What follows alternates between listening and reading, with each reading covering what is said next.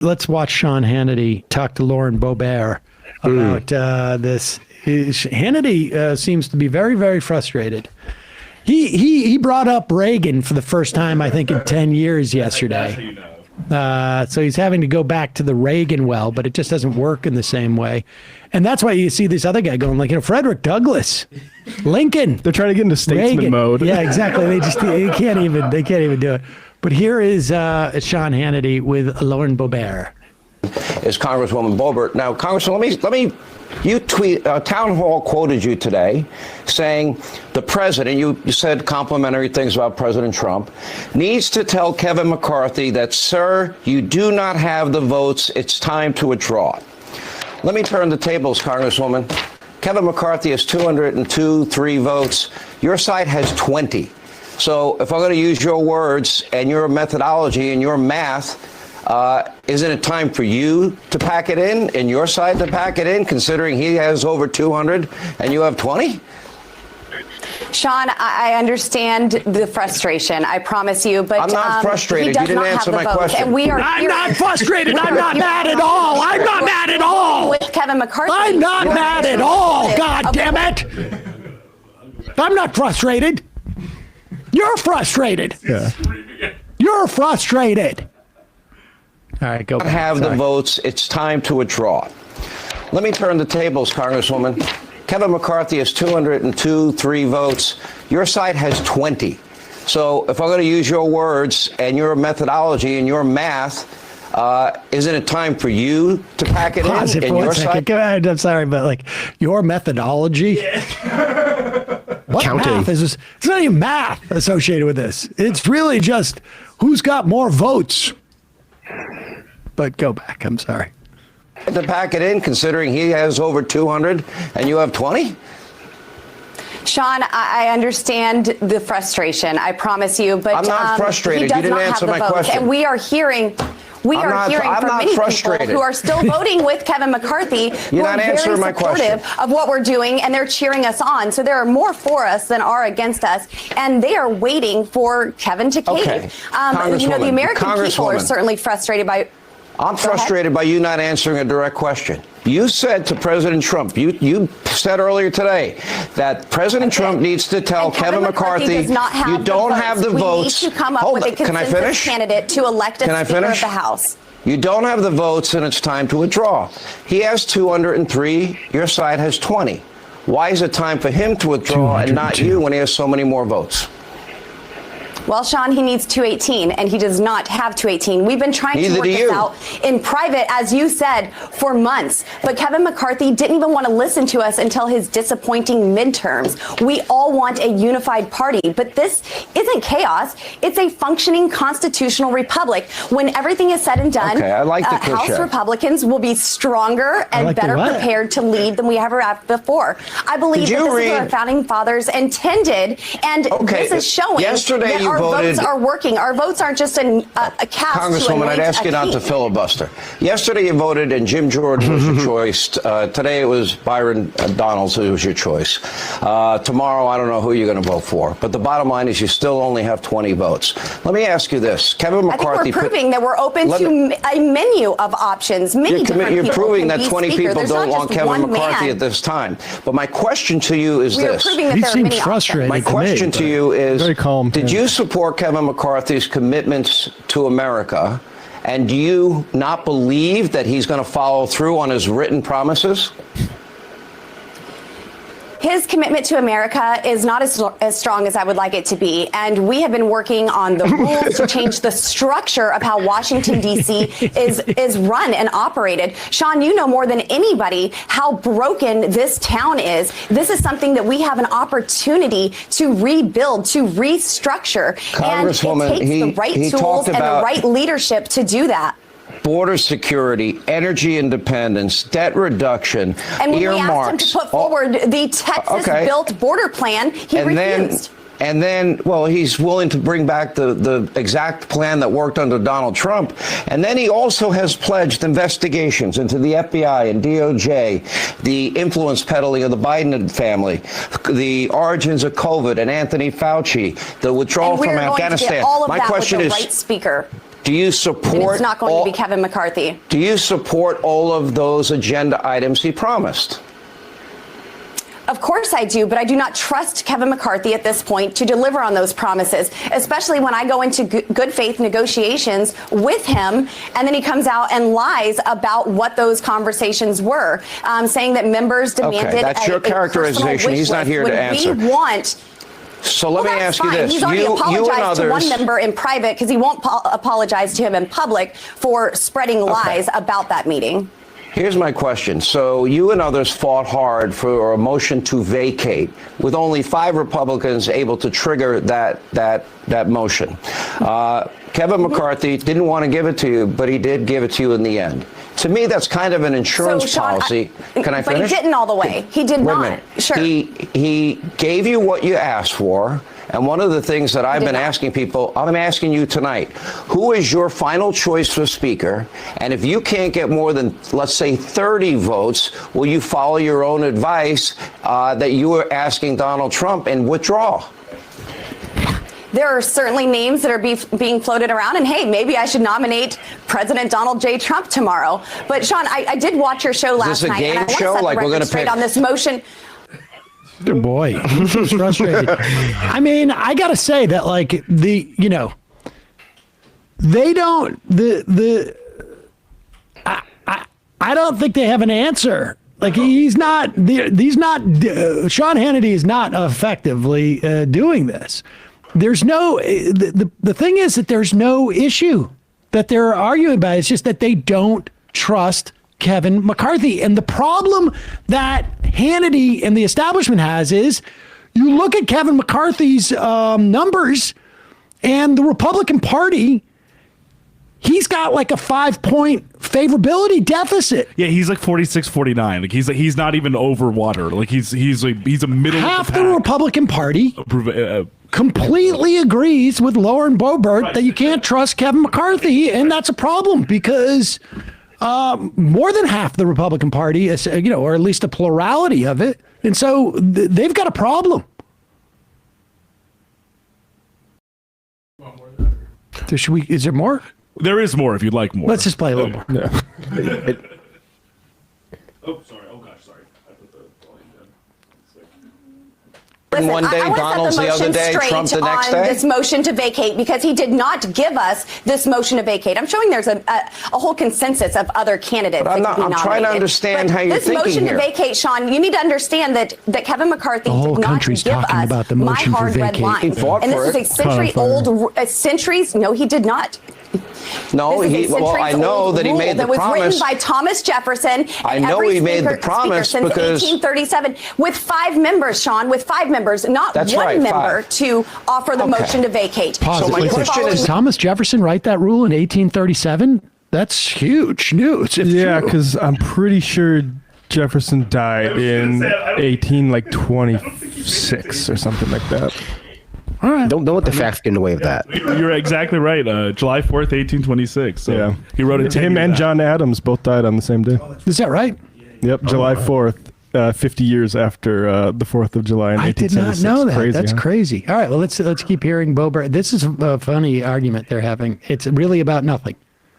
Nancy Pelosi's You haven't precedents. answered my question. So if you have, You cannot yesterday demand more responsibility. Yesterday you supported and then Jordan. Want less Today you're accountability, supporting Sean. Donald. That's not the way this Donald's. works. We need a check and a balance on the third in line. Who to the is your presidency. let's Look, have a Sean, final answer. I want Who do you unity. want to be Speaker maybe of the that's House? For the conference to decide. We need to come together. Who do you and see want? I'm who it asking is. who you want. What does it look like life after Kevin? We need would to like find to know- somebody who can actually unify the Republican Party. I have offered. I plenty would of like things. to know- Let some other folks start offering. There are other alternatives at 203 this point. people, and you have 20. I respect the 20 of you. I respect all of you. But I'm asking you, based on your Sean, we own respect words, you as well. who is your final? Let's have a final answer. Who do you want? Who will you only support to be Speaker?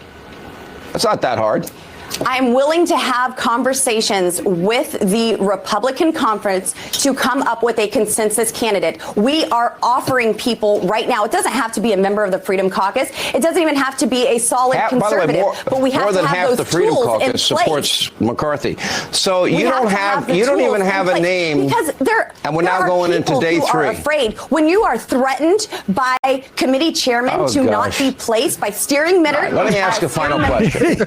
If your final candidate on a committee, and then Kevin McCarthy affirms that, that's a scary place to be. We are here to legislate. We are here to get the country back on track. And when you have people making threats like that, it's difficult to make that decision. But we are going to get there. I am fine doing this. We're in day 2. It's okay. The government isn't spending money, sending it to Ukraine, so the American taxpayers are certainly winning. Politically, Congresswoman, you and I agree on most things. We don't disagree on many things. Yes, we do, Sean. And I do have respect for you. And I believe that history will show that I'm on the right side of this, Sean. Well, you can believe you're in your position, but I'm using your words. You said to President Trump, you said, we're very clear, he doesn't have 218, so you need to ask him to withdraw. If by Friday, you and your group of 20 don't have a name with 30 votes, is it time for you to withdraw? And if not, why do you support a double standard? Last question. Oh, I love Kevin McCarthy does not have 218 votes. Kevin McCarthy will not be speaker. And you have 20. I asked you a very specific question. If by Friday you don't have 30, I will not, Sean. I will not withdraw. Our asks were not petty of Kevin McCarthy. They were not self-serving. We simply were asking for commitments on what the American people want to see. They want to see a vote on term limits, a vote on the Texas border plan to secure the southern border. And for crying out loud, Sean, we asked for a vote on a budget that actually balances. Imagine a Congress that stops spending money that we don't have. We are going to get this right, and we are going to get the right speaker, Sean. If you only have 30, to be clear, you will not withdraw. 30 is going to be a beautiful number to reach. But you're telling Kevin McCarthy and the 203 people that support him to withdraw because they don't have 218. That's what you're saying. Look, it's obvious by tonight's motion to adjourn that Kevin McCarthy and his supporters are already getting voter fatigue. And I asked you a simple question, Congresswoman. I feel like I'm getting a liberal I'm not going an to answer support from a Kevin liberal. McCarthy. Oh, here we go. There we go. There we go. How are we going to get out of this mess? They can't get out of this quagmire. They cannot get out of this quagmire. I mean, a lot of that could have been saved because he's like asking, what do you want? And she's like, well, we weren't given committees and things like that. But she just said she's not going to support the guy. I'm not going to vote for him, and that's your problem. And also, I think Jamel Bowie just tweeted this is like, there's really what value and I think me and you were talking about this, Sam, earlier in the week is like, at this point, what value is there for them to concede at all? They have the most media attention on them they've ever had. Which is always the currency of members of the House on the Republican side, and they get to stick it to Kevin McCarthy day in and day out. The problem is, it's not only that they're getting benefit out of it. There's no price for them to pay because because the obvious analog is the Democrats. Nancy Pelosi had over 60% favorability with Democrats. A very popular Democrat among the garden variety voters. Like higher than your average generic Democrat. Nancy Pelosi, maybe 60, maybe it may have been more. If you go up against Nancy Pelosi for this long, it's a problem. It's a problem because it's going to cost you with your voters. But their voters, these 20, if you look at them, like 17 were endorsed by Trump, and they're in very conservative areas. Their voters don't give a crap about Kevin McCarthy. And might want this. Like, it might actively be like, yes, let's not have the Republican orthodoxy be only what we. Well, but the thing is, they're both espousing the Republican orthodoxy. Exactly. And so it's really just a personality thing, which it's always been anyways. And they've got, back in their districts, Mark Levin is talking about Kevin McCarthy being a rhino. Yeah. There's also no practical consequence either, because like Sean Hannity pointed out, there's like 0% chance the Republican Party are not going to do like show trials about the Hunter Biden laptop. There's no chance they're not going to do border security, like showy stuff around that. Like these are just things that Republican Party, they've already conceded the ground to the far right, the furthest right impulses of their party decades ago. So this can only be about whether or not the Freedom Caucus is allowed to have a larger, stamp of approval on any of these processes. But even if they wait forever, they're not going to go, okay, as punishment, we're not going to investigate Hunter Biden's laptop. Like that's not off the table. There's no real consequence other than maybe you'll be further marginalized within our party. But they're fine with that because that just feeds on their victim complex. It makes a lot of their voters like them more, like you were saying.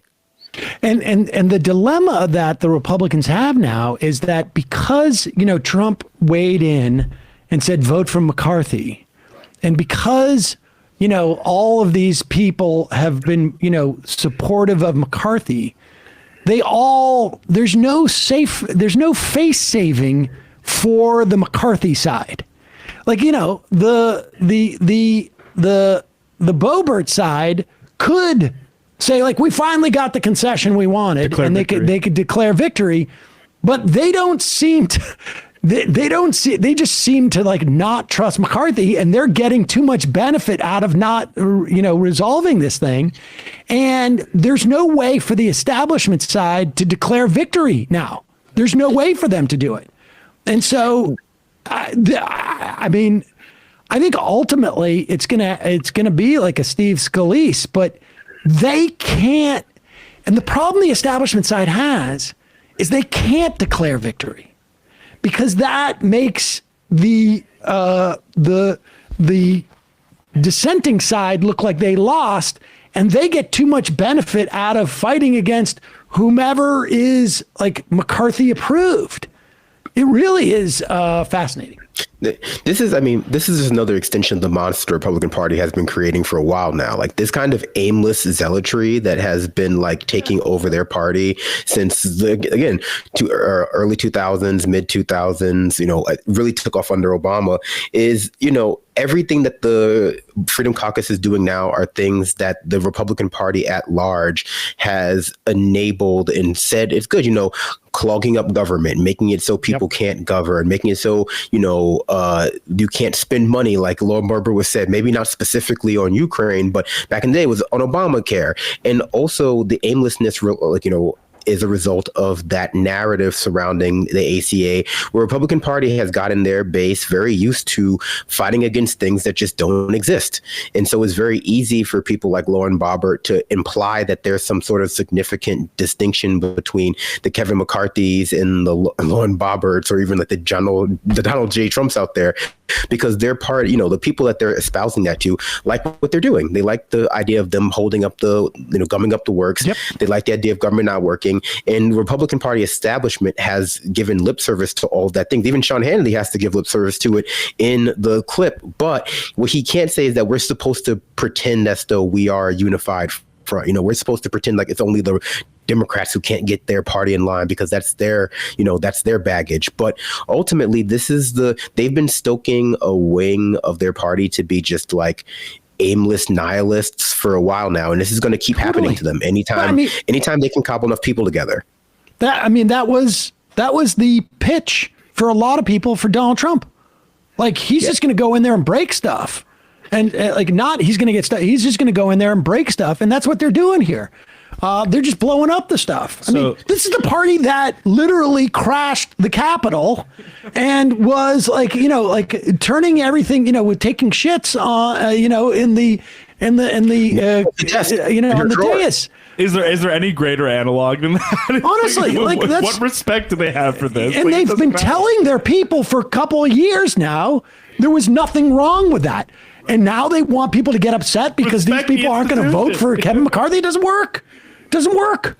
So in the 8th round, which is currently ongoing, freshman rep Josh Brecheen of Oklahoma and Lauren Boebert have changed their votes to that of Kevin Hern from Oklahoma, a second-term lawmaker.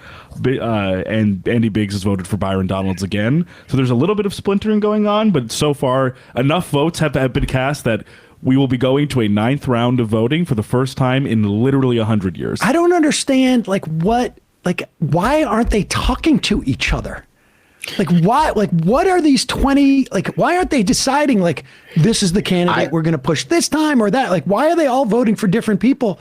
Well, because then it seems to me as if they're not actually trying to, it really seems to me, I mean, it might be obvious to say, but I mean, it seems pretty clear that they're not actually trying to really seriously gather support around any one candidate. If they're gonna just throw hinky votes to, I wonder if they're Kevin just Hern or something like that, it just doesn't seem like super serious of an effort to get Donalds elected. I wonder though if they're not trying to get, but what they're trying to do is I guess say to the establishment, what about this guy? Yeah. Right. What about that guy? What about this guy? I don't know. I mean, it's anybody but Kevin McCarthy, because that's just the arbitrary line that they've drawn, it seems like. And, frankly, I think, there's a non-zero chances ends with all 20 of them voting for a different person, a la Matt Gaetz. She said Donald J. Trump in that clip. And I think, honestly, if all 20 of them could vote for him, it would at least be symbolically powerful, more than voting for a revolving Republican of the week. But Matt Gaetz did that first. And so now so you can't just be hopping on his strategy because that doesn't differentiate you enough. So I think, it's going to be more and more difficult for them to continue to keep these 20 together as it becomes obviously detrimental to individuals to, either not make a specific name for themselves amongst these 20 or fold back into the pack. I don't know. Honestly, I don't even know how to refer to it. It's fascinating. It really is fascinating.